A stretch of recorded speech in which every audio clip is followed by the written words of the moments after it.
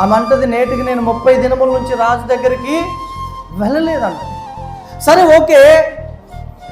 ఈమె తన హృదయాన్ని దిట్టపరుచుకొని ఎస్తేరు మొర్దెకైతో అంటది, నీవు షూషను కోటలోకి వెళ్ళి కనబడిన యూదులతో చెప్పు, సమాజ మందిరంలో నా నిమిత్తం 3 దినాలు ఉపవాసం ఉండమని. హల్లెలూయా. సంఘముతో చెప్పు, 3 దినాలు అన్నపానములు మాని ఉపవాసం ఉండమని. 3 దినములండి. మొర్దెకై తనతో ఉన్నటువంటి యూదులు సమాజ మందిరంలో మంచినీళ్ళు తాగల 3 దినములు ఆహారము తినలేదు, కట్టిక ఉపవాసం ఉన్నారు. నేనున్న ఉపవాసంగా నీళ్ళు తాగకుండా ఎప్పుడు ఉండలేదండి. అన్నీ బానేశాను, కానీ నీళ్ళు మాత్రం తాగేది. కానీ వీళ్ళు అలా కాదు.